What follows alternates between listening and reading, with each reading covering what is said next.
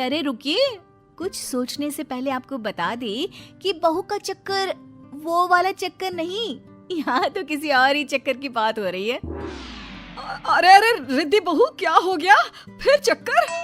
हाँ सासू माँ, फिर चक्कर लग रहा है, पूरी दीवारें घूम रही है। गॉड, मैं तो गई बोलकर बहू तो छपाक से गिर जाती है। अरे रेंको पेंको जिंको कोई है, जल्दी आओ, बहू गिर पड़ी है फिर से। तभी सामने आ जाती है पड़ोसन। हाय रे, बधाई हो रिंकू पिंकू चिंकू की माँ, बहू पेट से है, दादी बनने वाली हो क्या? अरे चुप चुप कर, निकल। जब देखो तब हमारे घर के अंदर आंखें गड़ाई रहती है।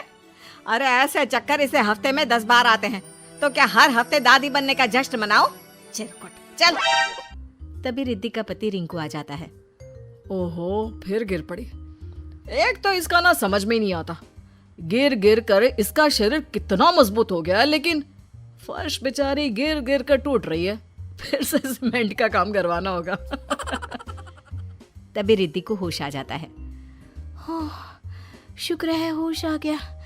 क्या कह रहे थे? फर्श टूट रही है और जो गिर गिर कर मेरा सर टूट रहा है उसका क्या? बड़े आए। बहू उठकर खड़ी हो जाती है, लेकिन समस्या बहू के हर दिन चक्कर की वहीं फर्श पर ही गिरी रह जाती है। माँ जी, मैं डॉक्टर को दिखाने जा रही हूँ, मुझे अच्छा नहीं लगता। मैं घर की बड़ी बहू हूँ और आए दिन चक्कर खाकर गिर जाती हूँ। कल को दूसरी बहुएं भी आएंगी, आप तो सह लेती हैं, लेकिन कोई और क्यों सहेगी? बहू दवा लेती है और ठीक हो जाती है। घर में सब नॉर्मल हो जाता है। फिर एक रोज, बेटा, तुम लोगों से एक बात कहनी थी। रिंकू की तो शादी हो गई, लेकिन अब पिंकू की उम्र भी हो रही है। पिंकू की शादी के लिए भी लड़के देखो। हाँ माँ, मैं समझ रहा हूँ, घर पर बहू एक और खाने वाले इतने, रसोई के काम में भी दिक्कत आती होगी। बोल, कैसी बहू ढूंढे छोटे के लिए? अरे जैसी मर्जी देख लो बेटा, बस ये देख लेना कि चक्कर पक्कर ना आता हो। बहू के चक्कर से तो मैं परेशान हो गई हूँ। खैर, किसी तरह छोटे की भी शादी हो जाती है। बड़ी और मझली बहू के साथ तो सास के व्यारे न्यारे होते हैं, कोई रोटी देती तो कोई सूप, कोई चाय लाती तो कोई सर दबाती। लेकिन कहते हैं ना, सब दिन एक से नहीं होते। एक रोज नई मझली बहू, माँ जी जल्दी आइए, ये देखिए रिद्धि भाभी को क्या हो गया, वो तो गिर पड़ी हैं। हाय रे, लग रहा है इसकी चक्कर आने वाली बीमारी खत्म नहीं हुई। इतने दिनों से ठीक थी तो लगा था सब ठीक है, लेकिन नहीं, बहू को तो बीमारी ने अपनी चपेट में अब भी ले रखा है। माँ रिद्धि को चक्कर आया और वो गिर पड़ी।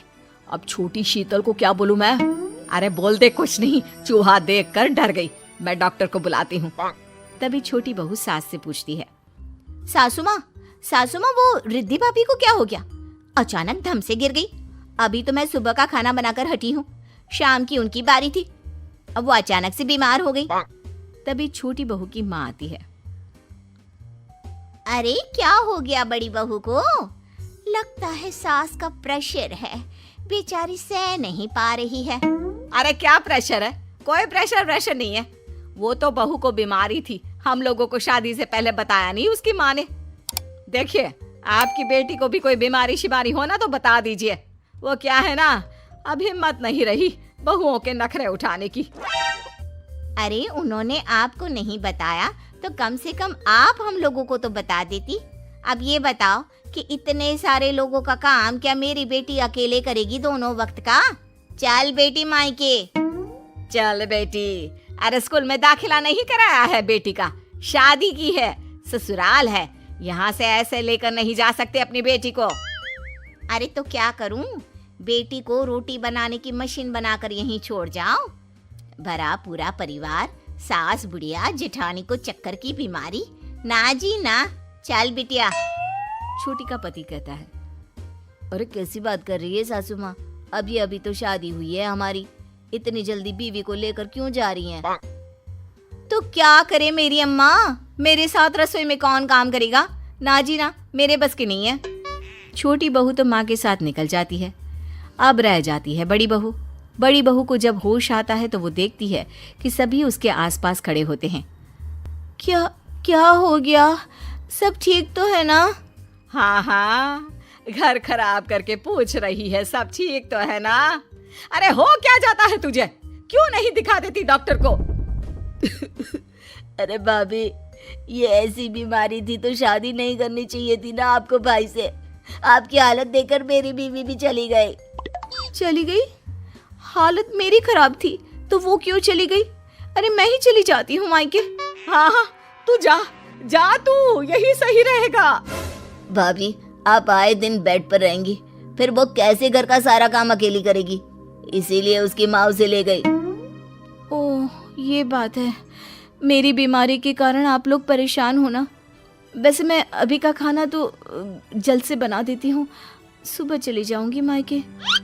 चक्कर खाकर गिरी बहू अब खड़ी हो जाती है, घर का सारा काम करके खाना बनाती है, सबको गर्मा गर्म खाना खिलाती है और फिर बहू बस कर, अभी अभी बिस्तर से उठी है, फिर गिरने का इरादा है क्या?